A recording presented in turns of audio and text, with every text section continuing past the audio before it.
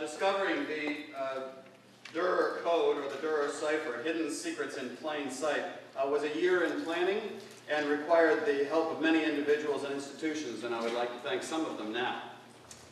This program is sponsored by the Humanities Council of South Carolina, a state program of the National Endowment for the Humanities, inspiring, engaging, and enriching South Carolinians with programs on literature, history, culture, and heritage.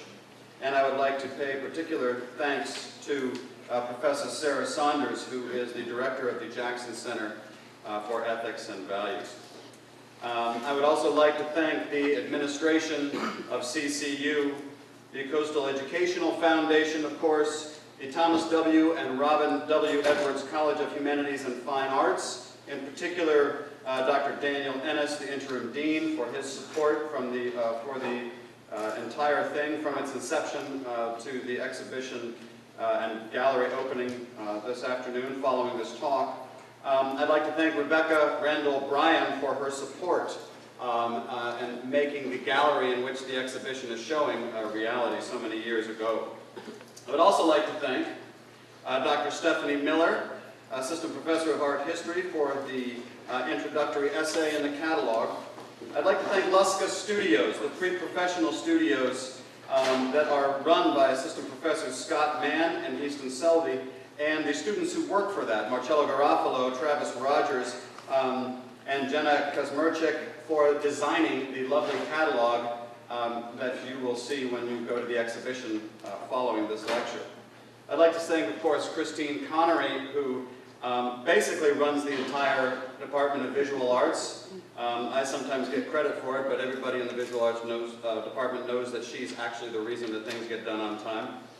I'd like to thank the student workers in the gallery, including Olivia Marlowe and Rufus Wilson, Anthony Bryant, and Lindsay Golden, for all of their help in everything from cataloging to the works when they came in to helping the director of the gallery hang that show. And of course, I'd like to thank Jim Arndt, who is the director of the gallery, for all of his tireless work in getting the show here and preparing all of the materials that you folks have already been seen around campus and on the website. And of course, I would also like to thank our guest today, Ms. Elizabeth Maxwell Garner, and to introduce her, I'd like to give a nice hand of applause to our director of the gallery,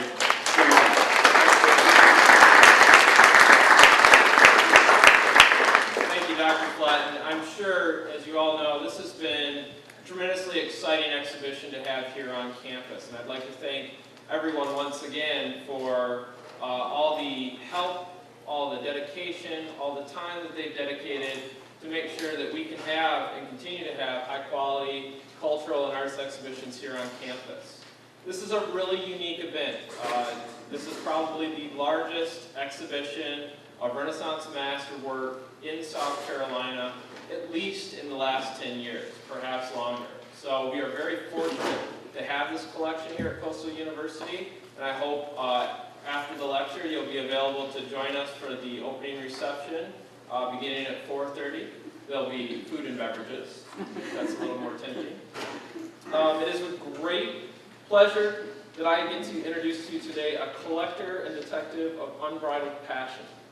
After a successful career in business in which she traveled extensively, she has found herself bitten by the mystery of one of the greatest artists of the Renaissance, Albert Durer.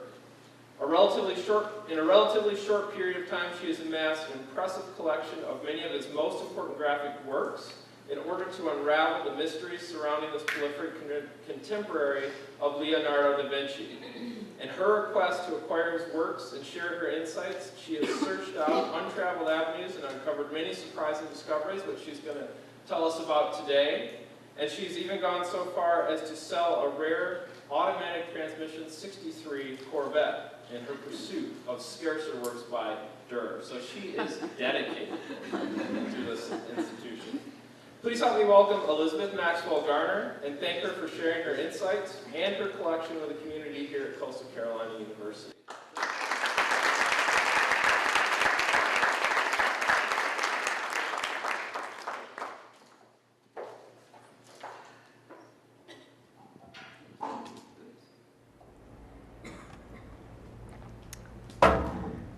afternoon, ladies and gentlemen.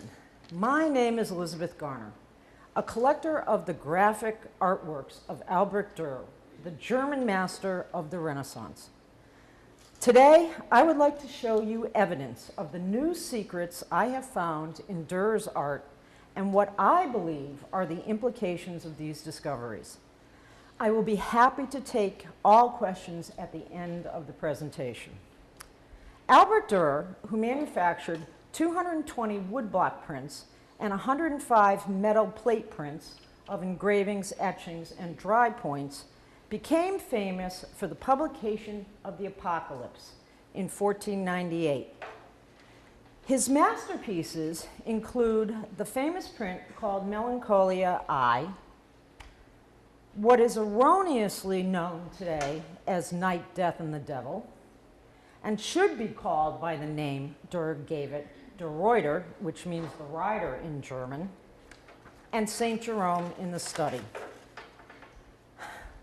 When I started collecting Dürer prints and studying his life and art, I became intrigued with Dürer as a businessman, more so than an artist. For besides celebrity for manufacturing the large passion, the small passion, the engraved passion, the green passion, and the Albertina passion, I learned that Dürer's passion was money. I quickly became perplexed about his business model. From 1495 to 1500, Dürer was merely a local German artist whose primary sales markets were only Nuremberg and Frankfurt. Yet, instead of creating pictures that were known to be commercially successful, he was creating very peculiar compositions early in his career that didn't strike me as highly marketable when establishing his reputation was critical. He worked 6 years as a master without any apprentices, which was very odd, and didn't have much stock to sell prior to his international fame in 1500.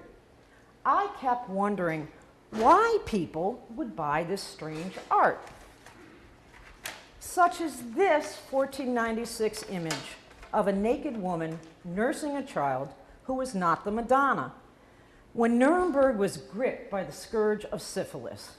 Or this picture of the prodigal son, also published in 1496, a genre that sold well when artists depicted the antics and debauchery of the son wasting his inheritance, not penitent as we see here.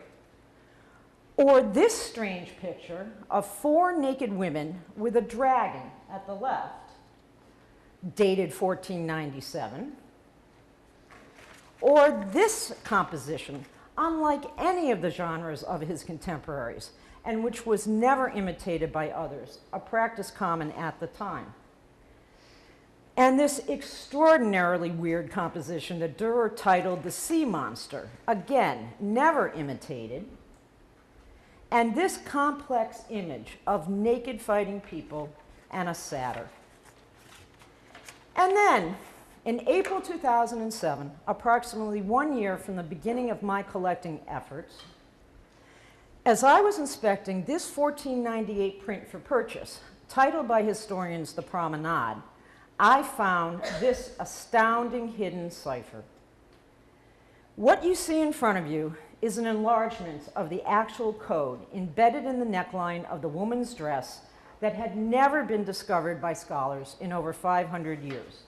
What you are looking at is an N. Right there is what's known as a rosette. To the left of the diadem, then the O, the R, the I, the C, the A, and the S. The word is Noricus, which researchers translate as meaning from Nuremberg, because Dürer used Noricus 6 times as a signature. The woman, though, distinctly wears a headdress indicating she is a Nuremberger to purchasers. It made no sense.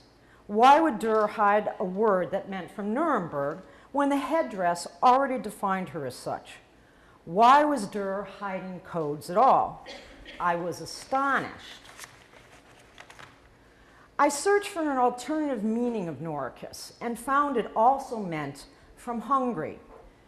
Noricum was an ancient Roman province that had become part of the Kingdom of Hungary, the place from which Durer's father emigrated. I realize Durer's code tells us this woman of Nuremberg is also a Hungarian woman, a specific Hungarian woman. It also implied that when he used the word Nora Kuss as a signature, he was actually signing as Albert Durer of Hungary, not Albert Durer of Nuremberg. Who could this woman be? Why was Durer hiding messages in his artwork, and what did they mean? But first, let me place Albert Durer in the context of the historical period in which he lived. Albert Durer was born in 1471 in Nuremberg, part of the Holy Roman Empire, 20 years after the printing press became the technology that changed everything. His famous art contemporaries were Michelangelo, Leonardo da Vinci, Giovanni Bellini, and Raphael in Italy, for whom Durer had a very special regard.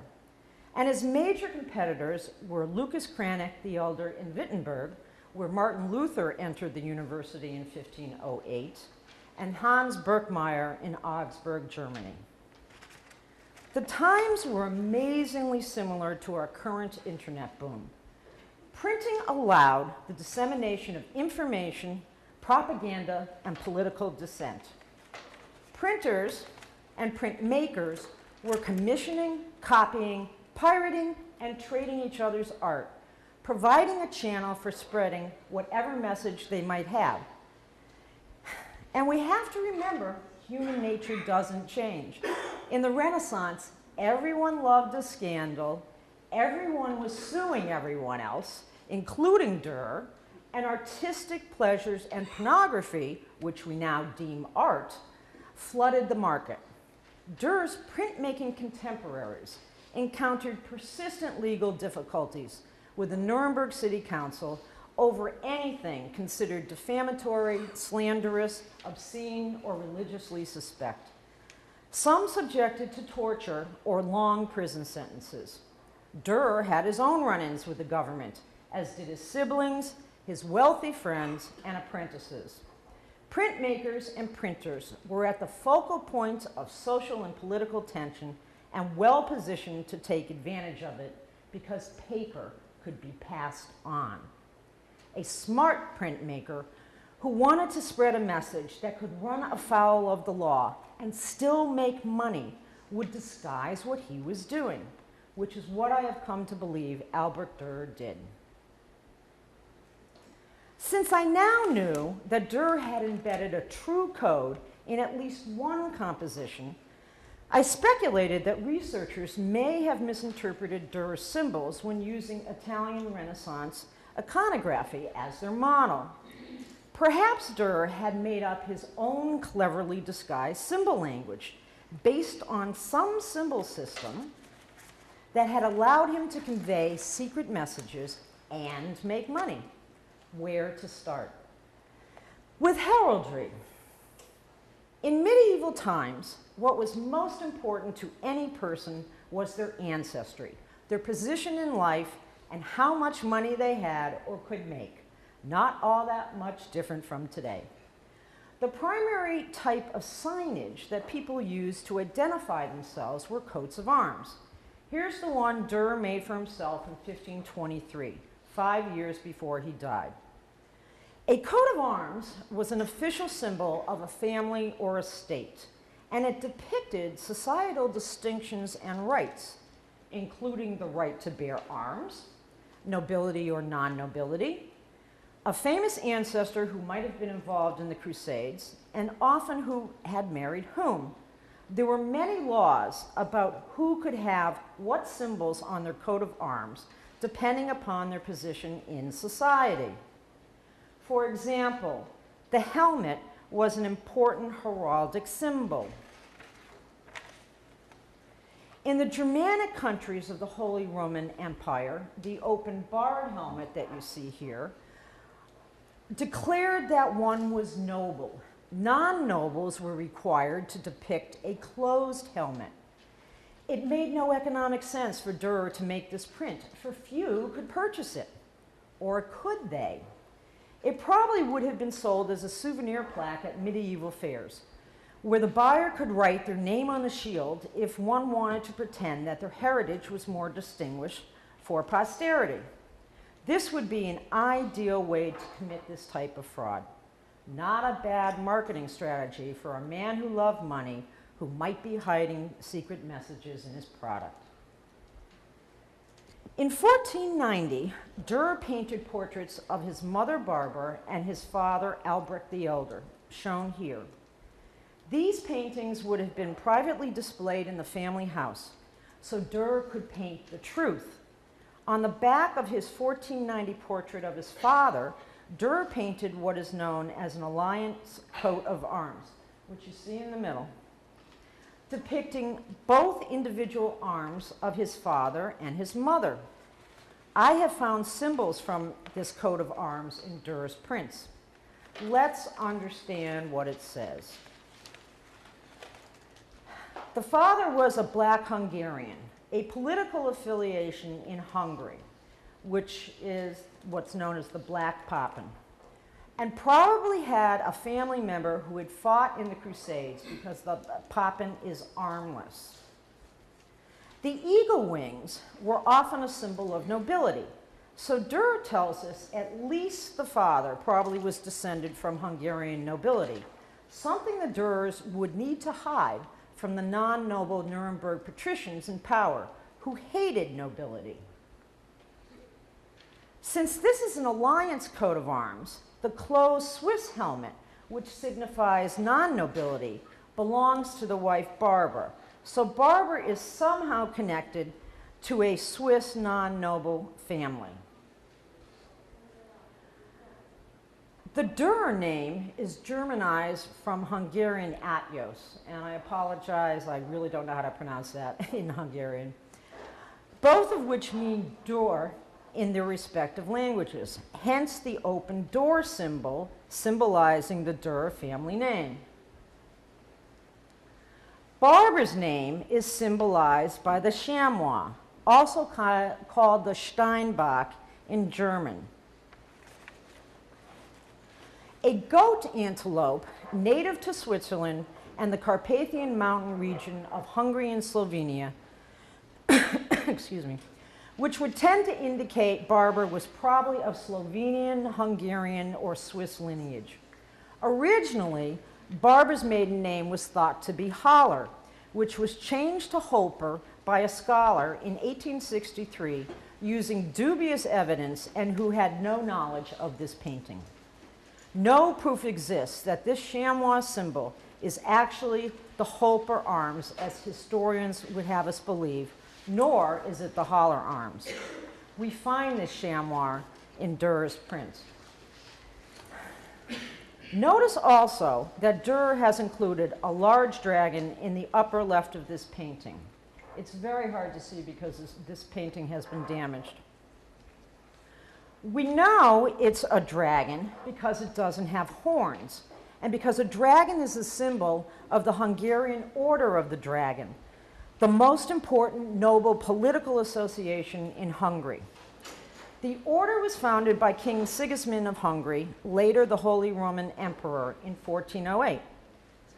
The Order of the Dragon was similar to the French Knights Templar of the previous century and quickly became as famous as the Templars 100 years later. One of the most famous members was Vlad Tepes, known as Dracula, which means little dragon and comes from the Order of the Dragon. Vlad's father had to travel to Nuremberg to be invested in the Order of the Dragon in 1437. So we know that the Nurembergers were thoroughly familiar with this knighthood. It's possible Durer included a dragon to indicate his father was connected with this noble knighthood. We see a dragon in many of Durer's compositions, and I believe he uses it as a symbol that indicates Durer familial connections. Another type of symbol that was very important in Nuremberg were merchant marks, examples of which you see before you. I found merchant marks in Durer's prints and paintings, including the mystical sign of 4 merchant mark. Think of these symbols as company logos. They represented the businesses that merchants operated and often represented merchandise product quality of the artisans. Durer's portrait of the Nuremberg patrician wife Elspeth Tucher has Latinized merchant marks in her headdress. Let's now look at what I call signifiers.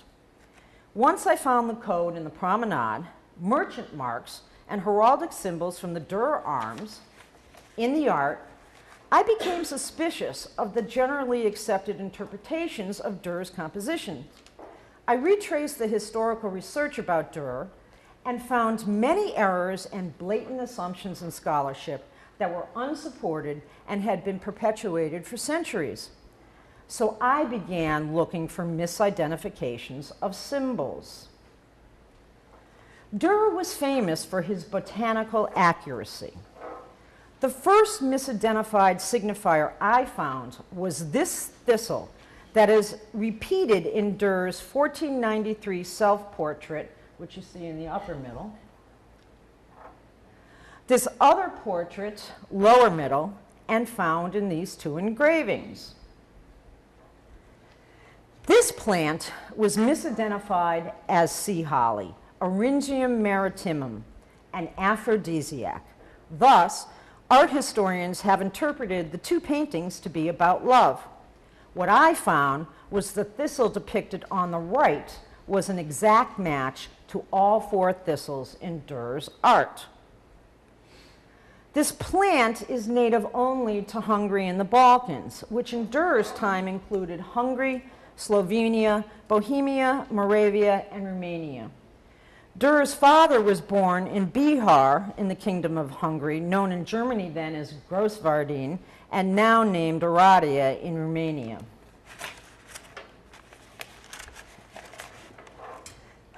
I suddenly realized that Durer used this thistle in his self-portrait in the upper middle to indicate himself proudly as a Hungarian, and that the woman below the self-portrait, who for centuries has been wrongly identified as Katharina Verlegerin and is now suspected to be one of Durer's 7 sisters, is also depicted as Hungarian. Consistency would mean the woman in the print to the right is signified a Hungarian, as is the woman in the print on the left, standing on the ball holding the thistle. I now had a hidden code word Noricus of Hungary, Hungarian heraldic nobility symbols, and a Hungarian thistle symbol. I hypothesize that Durer was not using an Italian Renaissance iconographical system, but one of his own making, a cipher using Hungarian symbolism that few in Germany or Italy would recognize. And because of the repetitions of these symbols in compositions, I also hypothesize that there could be an interrelationship among some of Durer's prints, a concept never before considered. Which brings us to the repeated ball signifier. There is a ball symbol in 6 of Durer's prints. The first time Durer uses the ball symbol is in this print of 1495 on the left, the same print that also has the Hungarian thistle. That was intriguing. The next ball is in the 1497 print in the middle, where the ball has ribs, indicative of a type of medieval Hungarian pottery. Then, in the 1498 print on the right. We next see the ball in the 1500 print on the left, for which no scholar has given a reasonable interpretation. Then again in the 1502 print on the right, created the year Durer's father died. And finally, in the 1514 print in the middle, the famous Melancholia I, published the year Durer's mother died. The Italian Renaissance iconographical system associates the symbol of a ball with the goddess of fate, fortune, or retribution called Nemesis. And because we have a record that Durer titled a print Nemesan, believed to be this print, these two prints have been called the small fortune and the large fortune, respectively, based on the size of the paper on which they are printed. But that would mean the other three prints should also signify something about fate or retribution, and no Durer scholar ever postulated that premise for these prints. So I embarked on a hunt for an alternative, consistent meaning for the ball, and I found this. This is a painting showing the German-Saxon Holy Roman Emperor Otto II of the 10th century receiving tribute balls from Francia, a title for part of Germany where the Franks resided, Germania, another group of Germanic peoples, Italia, Italy, and Alemannia, Hungary, Bohemia, and the part of Bavaria that included Nuremberg that was invaded by the Hungarians. Tribute balls were common in German and Hungarian history, and by Durer's time, paying tribute and giving gifts was the fabric of society. In Nuremberg, the practice of outdoing each other with tributes and gifts got so out of hand, the government stepped in and regulated the practice. Thus, this symbol also has a Hungarian and Saxon Nuremberg meaning of tribute and homage. The combined evidence of the Hungarian thistle, the Hungarian tribute ball, the Hungarian noble eagle wings, the Hungarian heraldic dragon, and the embedded Noricus code meaning from Hungary had begun to point to the Durer Cipher, a symbolic language Durer created to disseminate secret and veiled meanings in his prints, hidden in plain sight and previously unrecognized. And since the symbolism was referencing Hungarians, the people depicted could possibly be Durer relatives. Let's see how this works in one composition. Believed to have been published in 1498, there is no scholastic consensus about the meaning of this print. The full print, shown on the left, has been called A Man Sleeping in a Bath with Venus Inspiring His Dreams, Mars and Venus, The Temptation of the Idler, The Dream of the Doctor, and what I think is the absolute weirdest of all, the famous 20th century Durer scholar Erwin Panofsky related this print to a Roman legend about bocce ball. Let's look at the symbols in the composition. The stove on the left, right there, is a Hungarian stove, as is the wooden chest behind the woman. We have the Hungarian connection. Look closely at the enlargement of the grate beneath the man's feet in the middle of the collage, right there. It is the symbol of St. Lawrence. He was martyred on a grate, signifying this man's name is Lawrence. The naked woman, and I believe Durer used nudity for marketing purposes only, wears a ring on her left-hand pinky, lower left of the collage, a symbol of St. Catherine, signifying her name is Catherine. The little boy, middle bottom of the collage, has eagle wings reminiscent of the Durer coat of arms and plays with stilts, a symbol associated with St. Nicholas, signifying his name is Nicholas. The boy plays next to the Hungarian tribute ball, indicating that Durer was giving tribute to these people. In the upper portion of the collage, there is a dragon. It doesn't have horns, putting the end of a bellows into the man's ear, the same type of dragon we find in the father's coat of arms. Who were Lawrence, Catherine, and Nicholas? Durer's relatives. I believe this composition is a tribute to a branch of the Durer family that remained in Hungary after Durer's father emigrated to Nuremberg. Ladislaus Durer, Ladislaus is the Hungarian for Lawrence, Durer's uncle, was a saddler who used bellows in his work. The dragon holds a bellows. His wife's name was Catherine, and Nicholas was their son, apprentice as a goldsmith to Durer's father. Nicholas grew up with Durer in his father's household and was his favorite cousin. It is possible that Durer made this tribute picture indicating that Uncle Larry had died. This type of interpretation does not call for elaborate suppositions based on ancient Greek or Roman myths. But who would knowingly buy a print of a Durer relative? No one. So if he wanted to make money selling it, he'd have to cleverly disguise his meaning using his own cipher that few would recognize, which is what he appeared to have done. Which means this picture at the lower left, which has the Hungarian thistle, and the picture in the upper left, which has the Hungarian symbol of reins and a bridle. Hungarians raised the cattle which fed Nuremberg, and the horses which supplied the Germanic part of the empire, and the ball of tribute.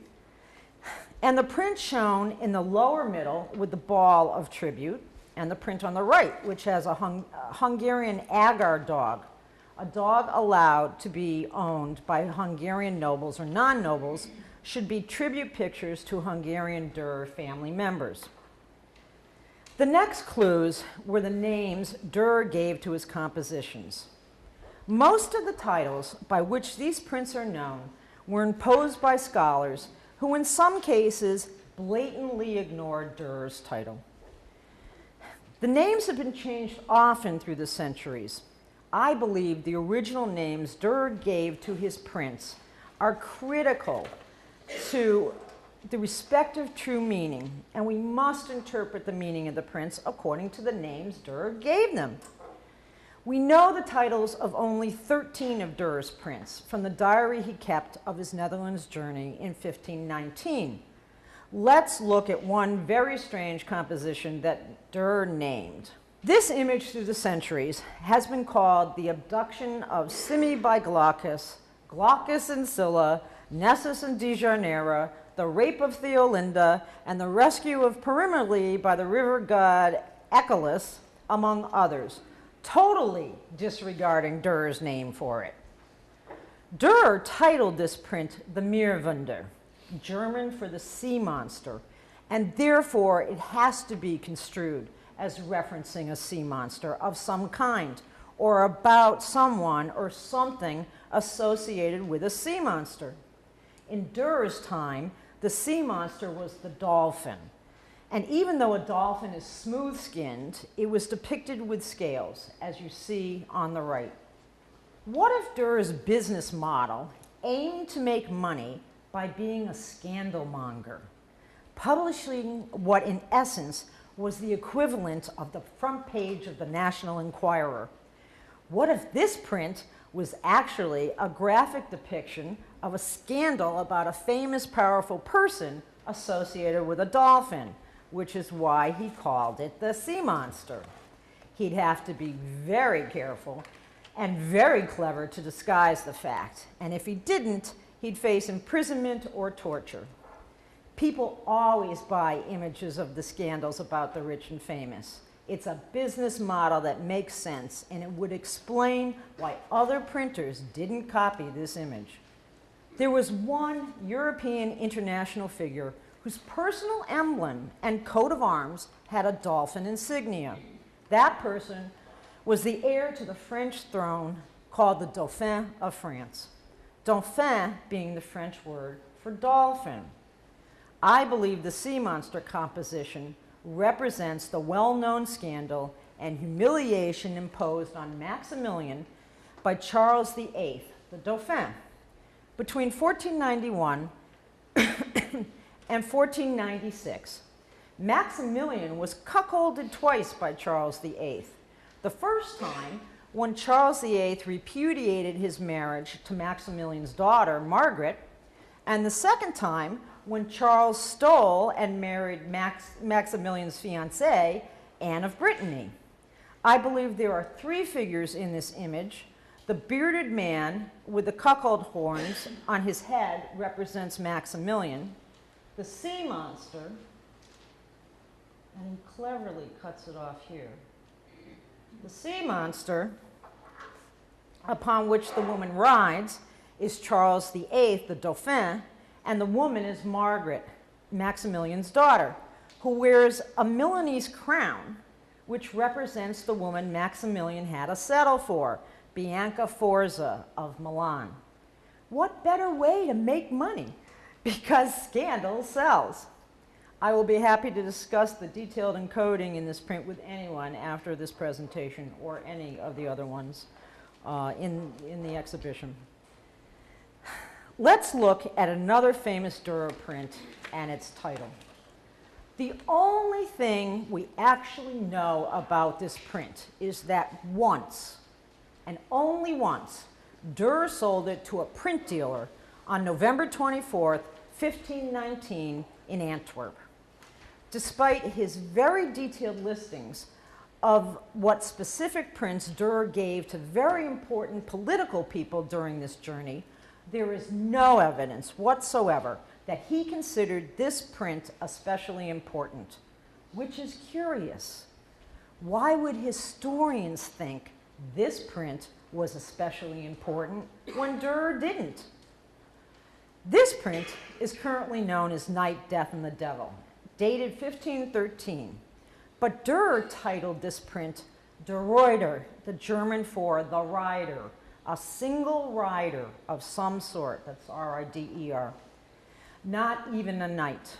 Thus, we must maintain the name he gave it and interpret it as about a single rider.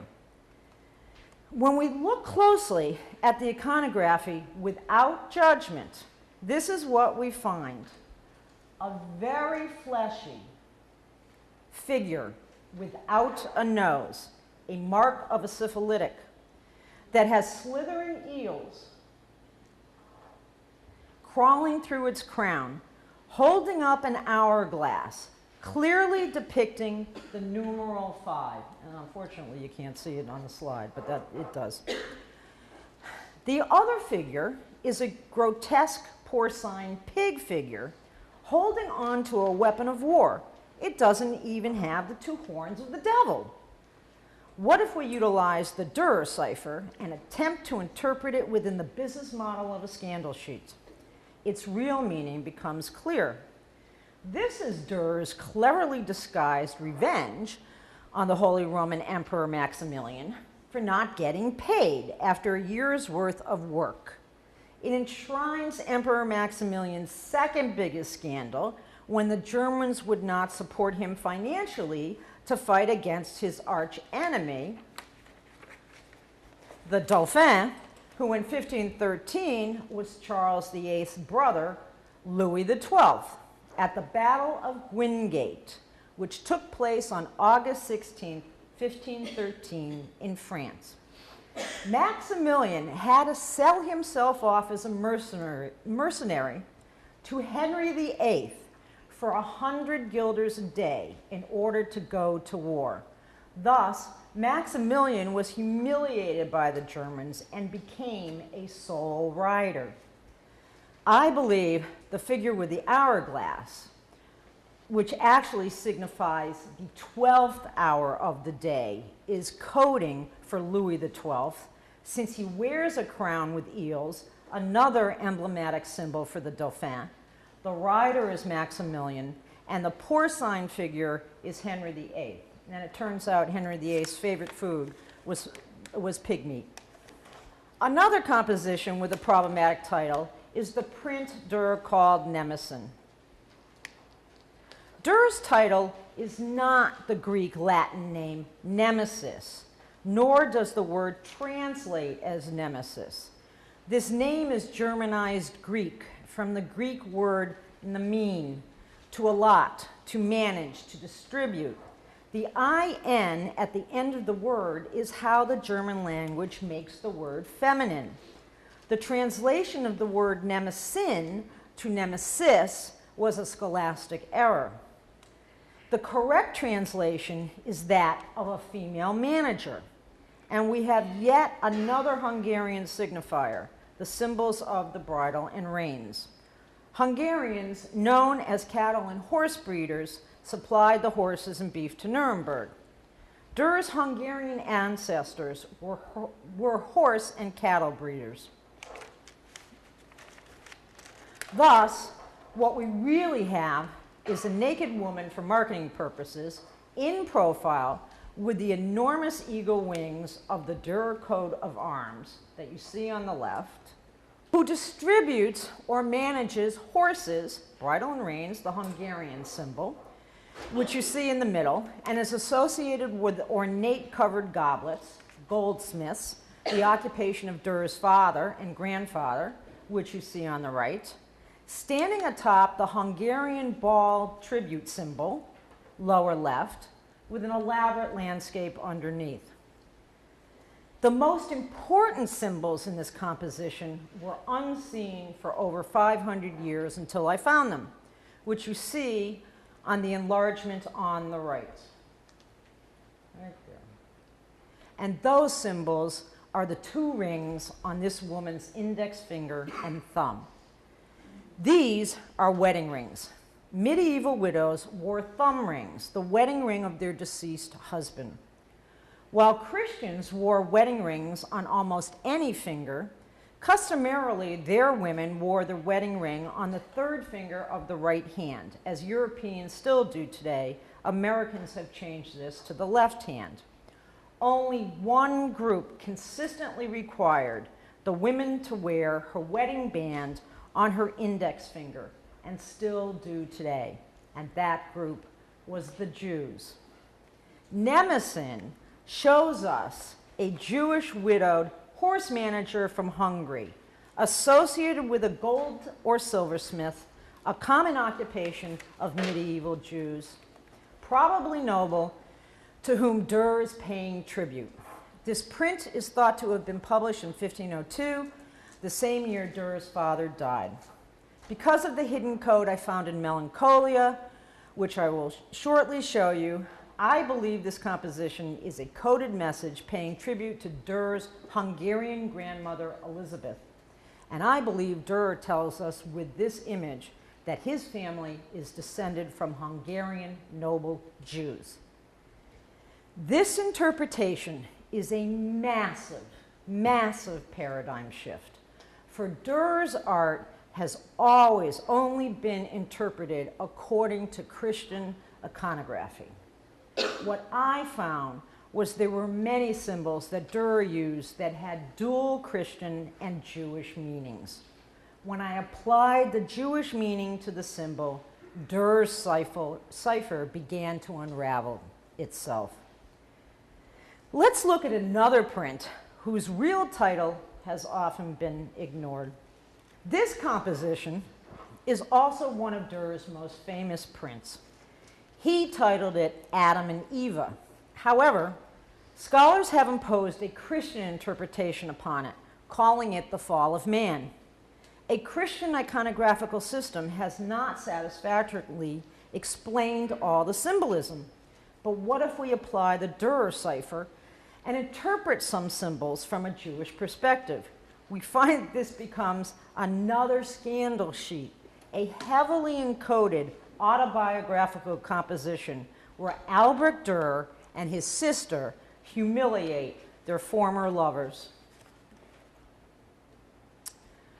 What you see on the left is one of the two surviving examples of what are called trial impressions of the Adam and Eva print, where the artist prints a proof off the plate to ensure that the engraving at that stage of completion prints accurately. We can possibly infer from this trial impression that the most important symbols of this composition are the snake and the parrot and the elk, for that was what was completed first. So let's look at the snake. Notice the snake with nail heads in the middle of the print is the same heraldic snake we find here. On the left, you see the marriage coat of arms of Hieronymus Hochschuer when he married the daughter of Dr. Hieronymus Münzer in Nuremberg in 1498. Notice in the enlargement of the Münzer snake emblem that the snake has 3 nails embedded in his head. Now look at how Durer depicted the snake in his 1507 painting of Adam and Eve. You can see at the lower right that the protrusion on the snake's head is completely different from the nails in the snake's head in the Adam and Eve print.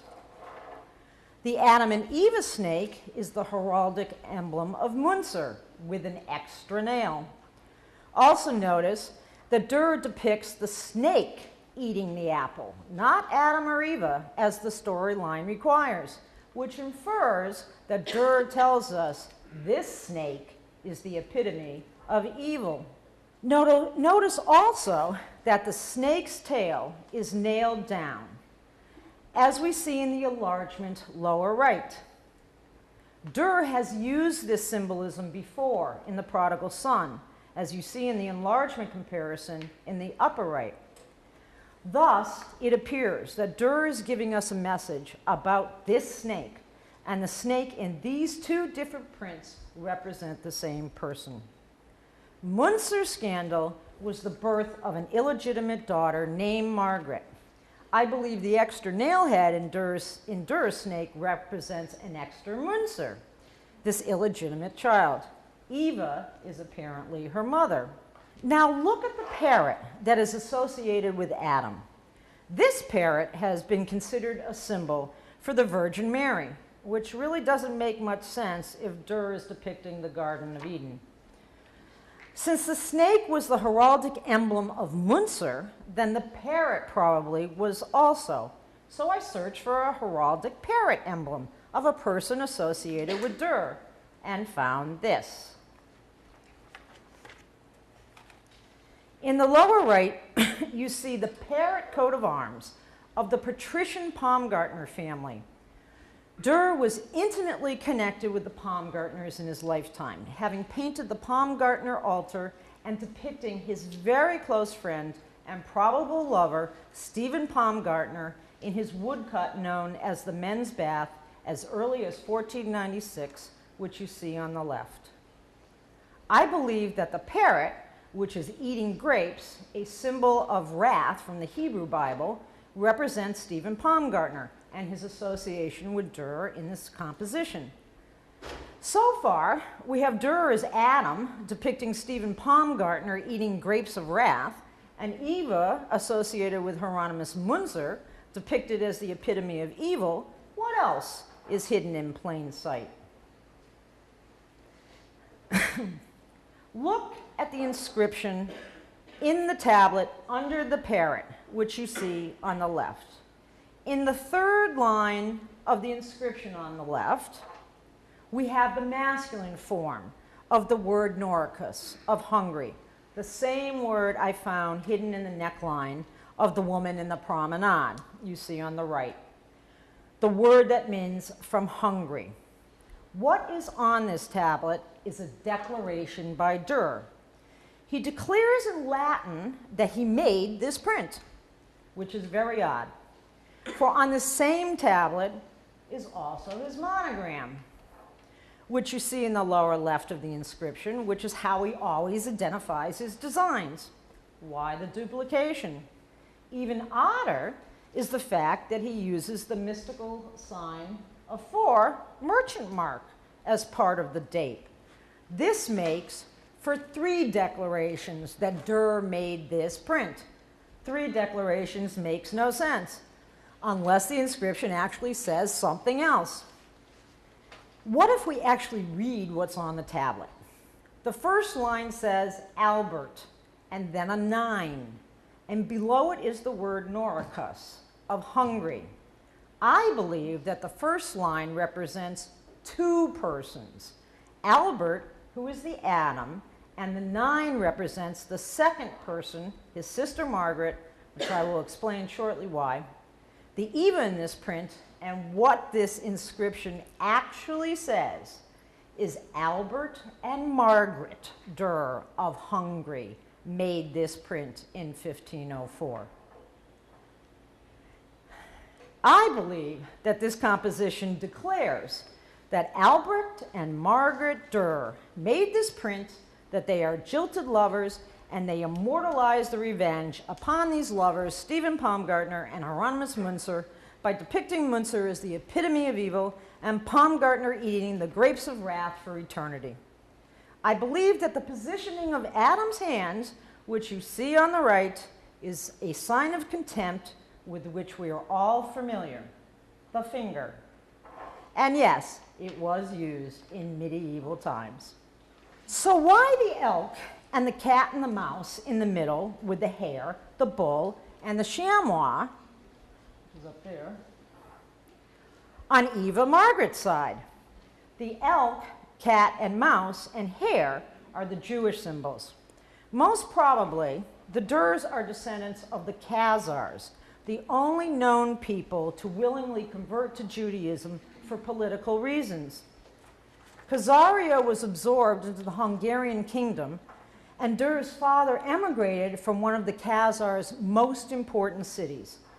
The elk is the symbol of the first Jewish Khazar king, Bulan, and serves as the Hungarian signifier. The cat and the mouse and the hare, who has turned its backside to us in contempt, represent a famous medieval quote from Everhard, a Jew forced into conversion in the 13th century, who became a monk and refused the Christian sacraments at death. He was said to have uttered these words, "Yet as ever as this dog will cease chasing after the hare and the cat after the mouse, so little will the Jew ever become a true Christian." Thus Albrecht and Margaret declare their true religion to the world, the fact that they are hidden Jews. The chamois in the upper right corner on Eva's side is the same chamois from Barbara Durer's arms. The bull represents Taurus, and we have a written document from Hieronymus Munzer acknowledging the May birth, which would be Taurus, of his illegitimate daughter, Margaret. This interpretation is cohesive and straightforward, a methodology that makes sense for a customer base that was semi-literate. And so we see how clearly the Durer cipher works. Now let's look again at Durer's most famous prints, which scholars call Melancholia, or Melancholia I, and Durer called the Melancholy, which implies that this print is about a specific person. Notice that the word melancholia is spelled wrong. The second E should be an A, something researchers have ignored for centuries. We easily forget how technically sophisticated printmakers were in Durer's time. There is no way that print engravers got it right every time, and the material was too expensive to throw away. If a mistake was made in a woodblock, the area was cut out and a new plug was put in. And if a mistake was made in a copper plate, it would be buffed out. Why would Durer, an expert on lettering who wrote a book about how to draw letters, leave such a blatant mistake in this print? It doesn't make sense. He's not that sloppy. I don't believe it's a mistake. Notice also that what researchers have hypothesized is the numeral 1 is the letter I, and it's a different I than the one in the word. But also notice the flourish in between the word and the last letter I. Scholars have ignored this symbol as mere decoration. I found a strike through it, which makes it a symbol, an integral symbol to the meaning of this print. For it appears what is in the cartouche is not a title, but the most cleverly disguised inscription in art history. One of the many secrets that Durer has in this print. In fact, it's the greatest art hoax ever. But the most significant discovery is that Durer encoded the belt on the winged figure, an enlargement you see here. And the message this belt code gives us is amazing, for it tells us that the winged woman and the female Puto sitting on the millstone are two specific Durer family members, and they are dead. This hidden belt code supports the premise that what is in the cartouche is an inscription, and that changes everything about its meaning. What does the inscription say? Let's start with the flourish symbol. Notice that the curve of the swirl on top is the complete opposite of the curve of the swirl on the bottom. and that the center box has a strike directly through the middle, making each half of the box with its opposing swirl equal. Here's pictures of the swirls that I found in a symbol dictionary. The clockwise swirl has the meaning of outgoing migration or potential movement. The counterclockwise swirl has the meaning of rotation or returning or homecoming to something. Taken together, they indicate something that has gone out, birth, and is returning home, death.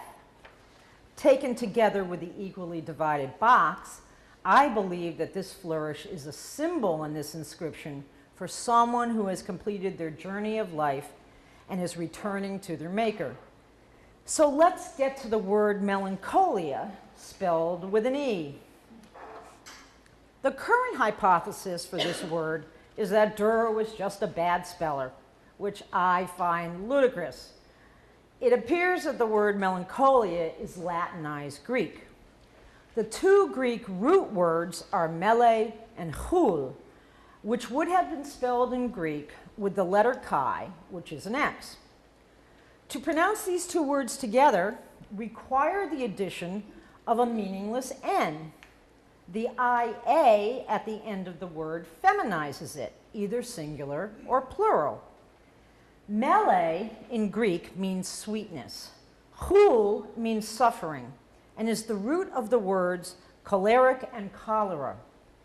So what do we have at this point? Mele, sweetness. Chul, sorrow or suffering. A symbol meaning returning, and the final letter I. As I said before, the last letter is an I, not a 1, but is made differently than the I in the word. Why would the last I be different? There was no letter J in the Latin language, so whenever a J sound was required, the letter I was used. On the left, you see a picture of an actual coin struck under the reign of Julius Caesar, whose name in Latin is spelled I, U, which was the V, L-I-U-S. On the left, you can distinctly see that the letter I, used for the J in Julius, is similar to the I after the flourish, and that the I in the word melancholia is similar to the second I in the name Julius, a real I. So what does the last I, that's a J, stand for in this inscription? The Latin letters with which we are all familiar. The Latin letters on the cross of Jesus, an abbreviation, INRI, Jesus of Nazareth, King of the Jews, where the I stands for J. So this IJ could stand for Jesus. But there is another Lord to which this can refer, and that is Yahweh. The name for Yahweh is known as the Tetragrammaton. Regardless of whether the Tetragrammaton was spelled in Latin or German, as you see here, it would have also been represented as an IJ.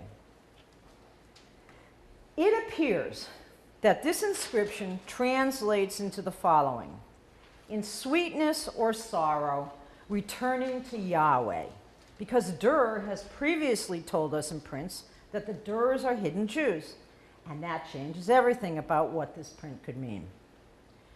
We return to my amazing find of the encoded belt on the winged woman. One of the consistencies of how the Durer cipher operates is that Durer puts the major clue in the middle of the composition. So when you look at a Durer print, start at the middle. Look for the big clue in the middle. And if you see a tree in the middle, it means there's two stories happening. In Melancholia, the clue is the millstone in the middle upon which the Puto sits. What we see in this encoded belt is the following: from right to left, as Hebrew is written. 8 more millstone symbols, the circles with the dark hole in the middle.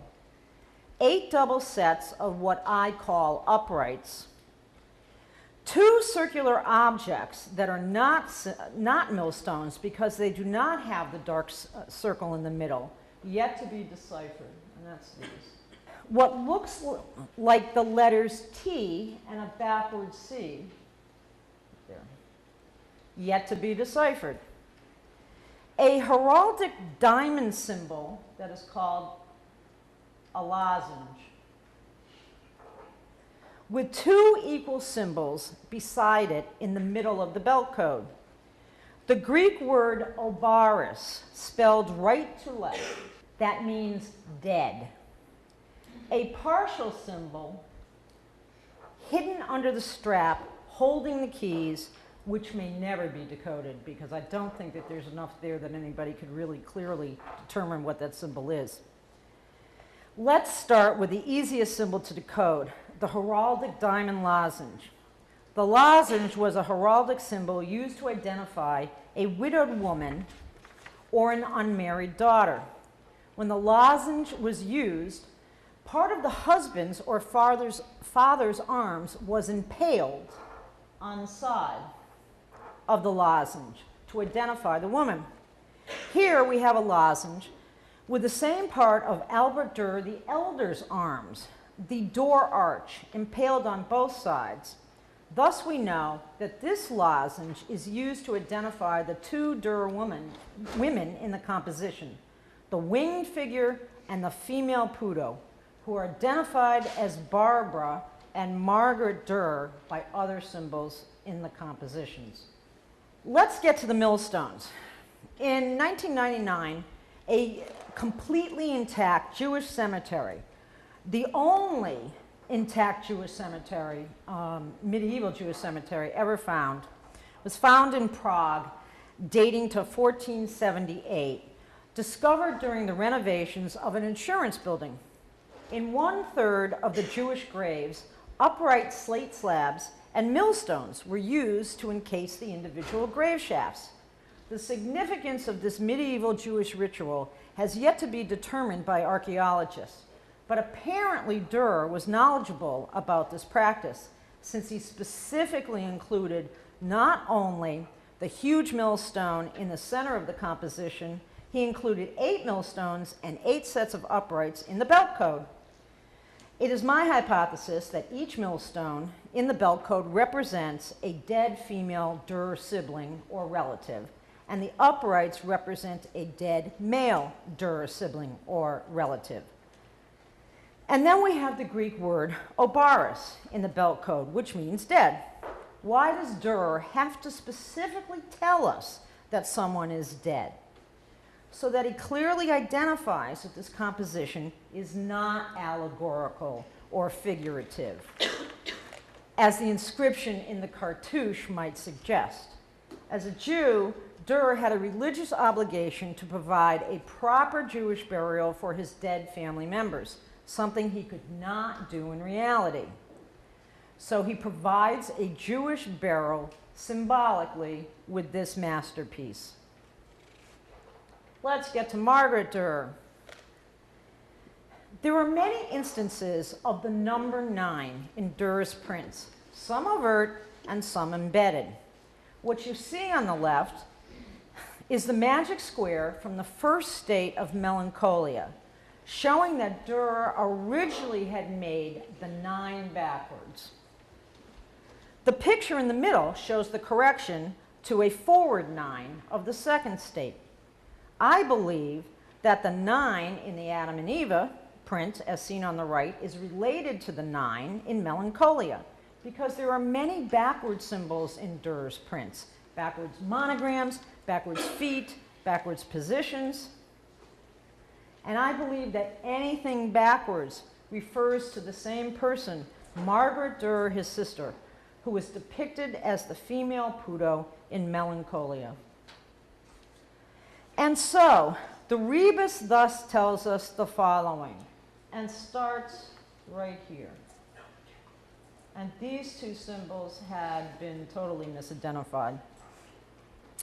And how this rebus reads: there are sweet, the perfume burner, secrets, the courier tube, in this composition. I, Albert Durer, the rainbow, as his coat of arms, and paying tribute, the tribute ball, to my Jewish, the ladder and the compass, these are Jewish symbols, To my Jewish Hungarian noble family, as represented by the Agar dog, my father was a goldsmith, the brazier, who had 18 children, the polyhedron.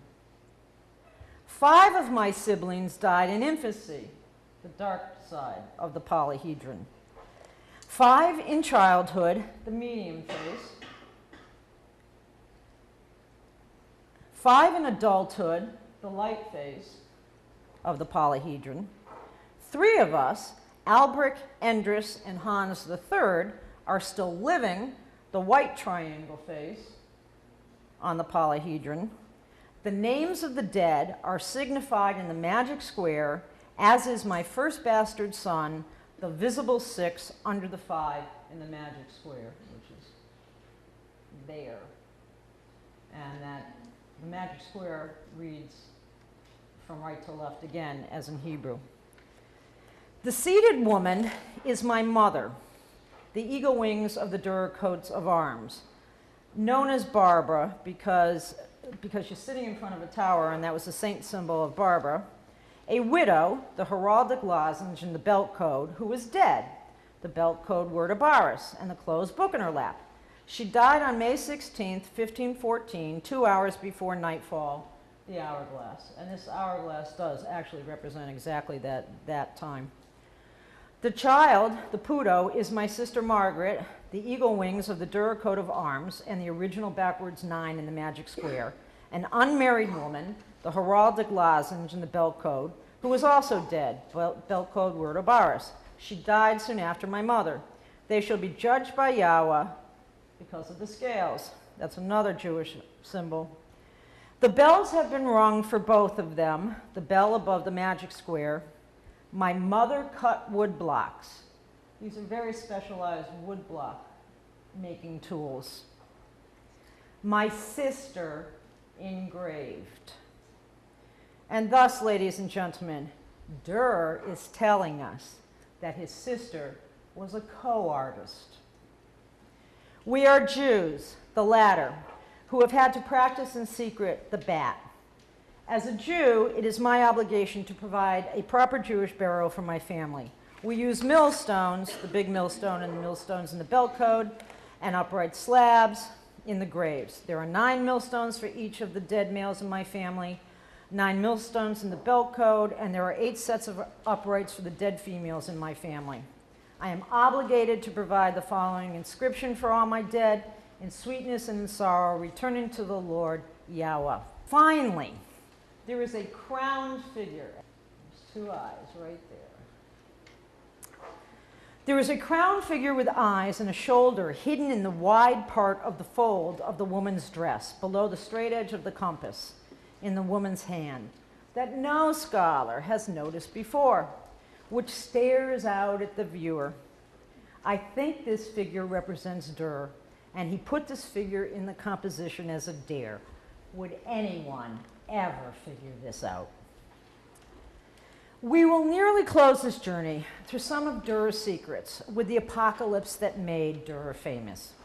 The apocalypse, the portrayal of the book of Revelations in the New Testament in art, was commonly depicted by artists through the centuries in many media, including tapestries, usually in a very lengthy format of anywhere from 64 to 115 pictures. But the defining moment of the story of Revelations is the Last Judgment, as seen here. And then along came Durer in 1498, publishing a 15-page image book known as a block book that had no Last Judgment scene and was issued in Latin and German. This was the first time an artist had published his own block book and the first time an artist had published in his native language. The Latin text edition, with the unsexy title of Apocalypse with Figures, was intended for the church organizations and the schools. The German text edition, intended for all who could read German, which meant Germany and the Kingdom of Hungary, was titled The Secrets of St. John the Evangelist, a much more savvy marketing approach, because everyone loves a secret. Durer republished this book in Latin only in 1511 with a new title page, which is what you will see in the exhibition, that title page. But what has been ignored was the 1498 marketing. Secrets. Durer marketed secrets in the version for the common people. No, the secrets are not in the text. The secrets were in the pictures. Here are a few. The storyline for this picture, known as the Seven Trumpets, calls for an eagle to be swooping upwards in the sky, crying, "Whoa, whoa, whoa." Durer has the bird swooping down. But no one realized that this bird is not an eagle because of the forked tail. No eagle has a tail like this. This bird, lower right, is actually a European bird of prey called a goshawk, or a kite. The goshawk was the most important bird of the origin myth of the Magyars, who merged with the Huns to become the Hungarian nation, as divine messenger, known as the Tyrol. The Hungarian Tyrol became a symbol of power, strength, and nobility, and it is still used today on the coat of arms of the Hungarian Army and the Office of the National Security. What is a Hungarian Tyrol doing in the apocalypse? Also in this image, upper right, we find either a 1-5 or an IS or a JS or a J5 strangely placed in the hair of the figure of God. What message is Durer giving us? And this angel, in the print called The Four Angels Staying the Winds, is a female. Notice her eyelash and long hair, and behind her back are strange faces. And these three seven-headed beasts, which are depicted differently in the three prints you see here, called the Apocalyptic Woman, the Beast with Two Horns, and the Whore of Babylon, are not just made up of any fantasy animal parts. They are meticulously comprised of animal parts specifically prohibited to be eaten by the Hebrew Bible. In other words, these seven-headed beasts are made up of non-kosher parts, a significant Jewish statement. And this army in the Whore of Babylon has a code in it of 626, which has nothing to do with the 666 or the 613 sign of the beast of the apocalypse story, but probably refers to the 6 tribes of Judah, the 6 tribes of Israel, and the 2 tribes of Kenites that settled in the promised land. And this print has a very strange, disconnected goat head that appears to be wearing a Jewish prayer device on its head known as tefillin. There are more Jewish symbols in other apocalypse prints, and we have to wonder why Durer was using so many of them. It appears that the secrets Durer shares with us in the apocalypse is his political revenge upon members of the Nuremberg government for one historic vote they cast in 1496, and that Durer's apocalypse was commissioned as propaganda in support of that vote. In 1496, Emperor Maximilian, who held legal title to the Jews of Europe and had served as their protector, agreed to the urgings of the patricians of Nuremberg to expel the Jews and voted to do so. In 1496, Durer was in the process of creating pictures for his large passion when he suddenly switched to the manufacturing of the apocalypse woodblocks. Maximilian, though, would not sign the writ of expulsion until 1498, for the Jews filled Maximilian's tax coffers. The publication of the Apocalypse seems to coincide with Maximilian's act of signing the writ of expulsion on July 21st, 1498. It appears that one of the reasons Durer's Apocalypse does not have a Last Judgment scene is that the Apocalypse had to be rushed to print once the emperor had signed the writ, and to make the story the Jewish story of Exodus instead of a Christian-themed story. And I believe the numerous Jewish symbols in the Apocalypse exist there because Durer is giving us messages about the shameful act of greed on the part of the government ruled by the Nuremberg patricians. Therefore, Durer, as a hidden Jew, would have created the weapon of mass destruction against his own people, and that having to publish the Apocalypse became the motivation for most of Durer's deceptions in his prints. I have found at least 60 prints are encoded in some way.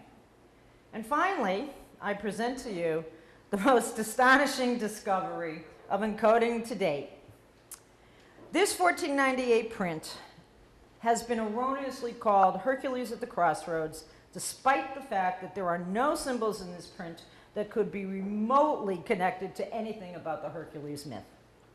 It was formerly known as the Great Satyr. A satyr is a goat man, half goat. Is there a Jewish goat? Yes, it is known as the Azazel, the scapegoat. On Yom Kippur, the Jewish Day of Atonement, the sins of the Jews were transferred onto the Azazel goat, which was then pushed off a cliff as a sacrifice. This print is autobiographical. It tells us that, that Durer felt he was sacrificed. The satyr represents Durer. The woman in the satyr's arms represents his wife Agnes. The woman in the center represents Durer's mother Barbara. The naked man with the rooster helmet, which are the coat of arms of a famous ancestor of Durer's in-laws, appear to be battling about something which was probably scandalous. We'll probably never know. But Durer had a very special message to give us the same year he published the Apocalypse. What you see before you on the satyr is a clearly circumcised penis that has been encoded with the symbols that look like circle, upright circle, or 0, 1, 1, 0, suspiciously similar to symbols in the Melancholia belt code. We know this penis is circumcised by comparing it to other drawings that Durer made of uncircumcised males, which you see here. What was Durer telling us? It remains to figure out this code, but clearly, Durer was making a statement that he was Jewish and was sacrificed like the Azazel goat. So what do I think the code embedded in the neckline of this dress, which identifies her as a Hungarian woman, really means? I think it enshrines one of the most famous scandals of Nuremberg, when the mother of Durer's supposed best friend but actual enemy, Willibald Perkamer, scandalized Nuremberg. Her name was Barbara Luffelholz. What happened? Perkamer's father, Johannes, was betrothed to Barbara Luffelholz and then went off to Italy to study law. Sigismund Strohmeyer of the Golden Rose Strohmeyer line, and there were 3 Strohmeyer lines, indicated by the rosette next to the diadem on the left in the neckline code, fell in love with Barbara. Since he was a better catch, because his status was higher than Perkamer's, Barbara married Sigismund. Everyone thought that Johannes would cooperate to avoid the scandal, but Johannes would do no such thing. He hightailed it back to Nuremberg, sued in court for control of Barbara, and won the lawsuit. But Perkamer couldn't stand the publicity, so he self-exiled himself and Barbara to the city of Eichstätt, 60 miles away, keeping Barbara away from her family the rest of her life. Barbara died in Eichstätt, giving birth to Willibald, her 7th child, and it was because of this scandal that the Perkamer house at the city market square was available for rent, which is exactly what Durer's father did, since it was a great place for a goldsmith to operate a business. It was in the Perkamer house that Albert Durer was born on May 21st, 1471. Durer had taken revenge on his enemy by enshrining the Perkamer family's biggest scandal. What better way to sell prints than to sell the shameful secrets of the rich and powerful? And that answers the question that always perplexed me. Who would buy these prints? The answer is everyone. Thank you very much for coming. I'll be happy to take any questions now, and happy to go back to any slides.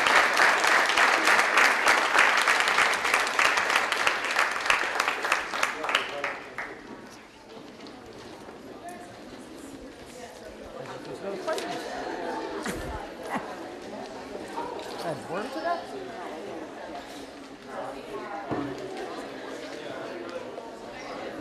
Oh, well, we forgot this, didn't we?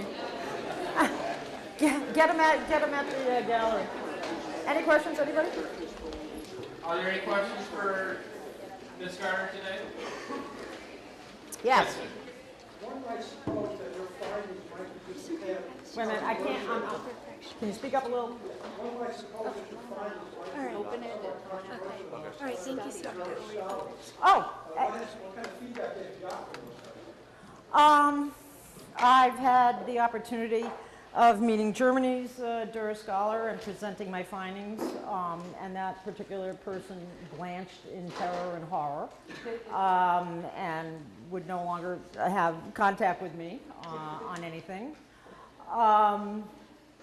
There is another German scholar who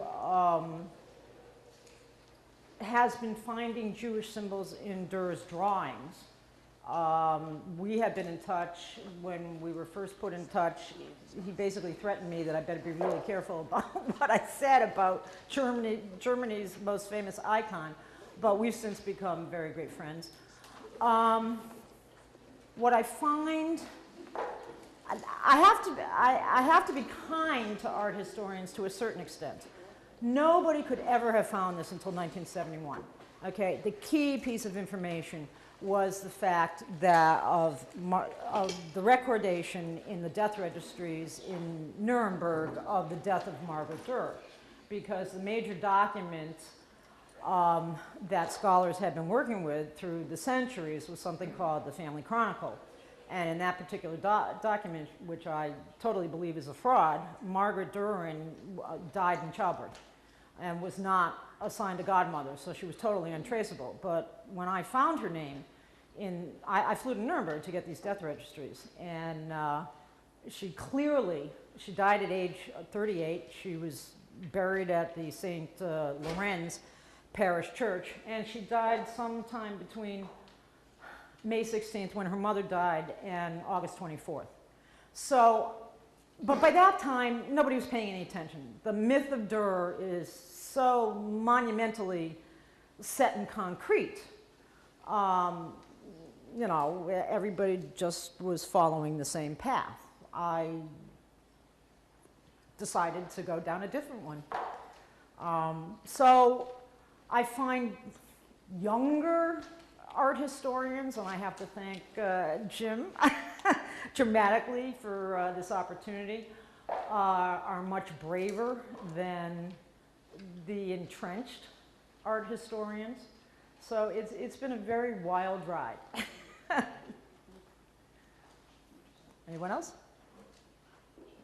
Well, I'm going to encourage everyone to join us in the gallery, and Ms. Garner will be available for questions there. So if you have a few more questions for her, which I'm sure you do, please follow us over to the gallery for our opening reception. We have a wonderful display of food and beverages for you to enjoy. So please join us, and I would encourage you to bring your questions for Ms. Garner and enjoy the wonderful work of Albert Durer as well. Thank you very much. Let's give a big round of applause.